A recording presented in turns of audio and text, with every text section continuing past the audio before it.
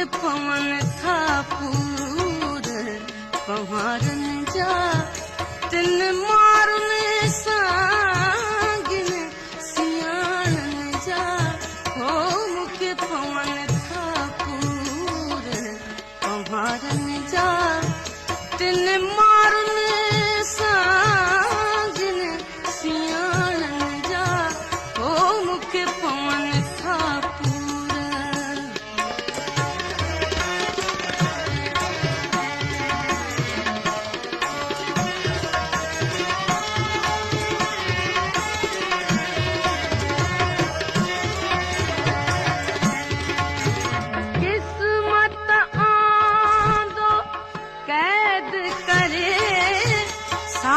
साल भया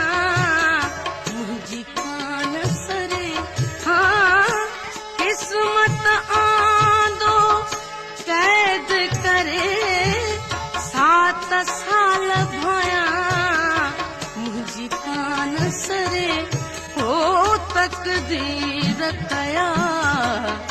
पवार परे हो तकदीर कया पवार परे तिन सूर हथ में संघारन जा हो मूंखे पवन था पूर पवारन जा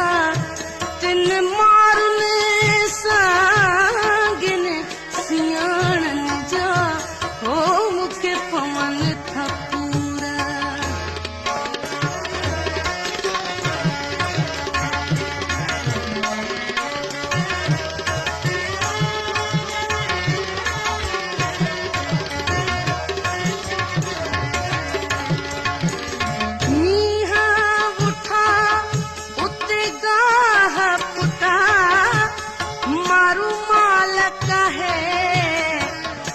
फुलई कथा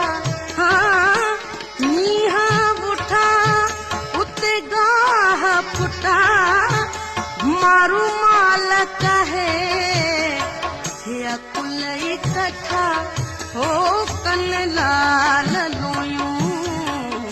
पवार लटा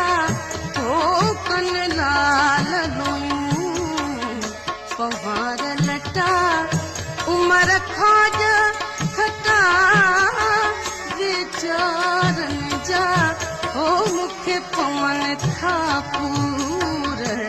पवारन जा तिन मारुन सांगिन सियाणन जा हो मूंखे पवन था पूर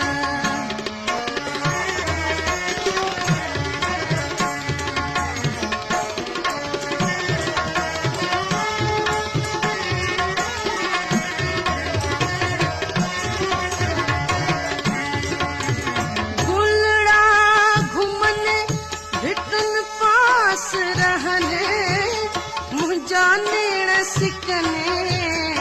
गोढ़ा रोज गड़ने हाँ गुलड़ा घुमने भिटुन पास रहने मुझाने सिकने गोढ़ा रोज गड़ने ओ मारू माल चरने अच्छी शाल दिसने ओ मारू माल चरने खुशाल दिसने उहे धणता दिसा धनारन जा हो मूंखे पवन था पूर पवार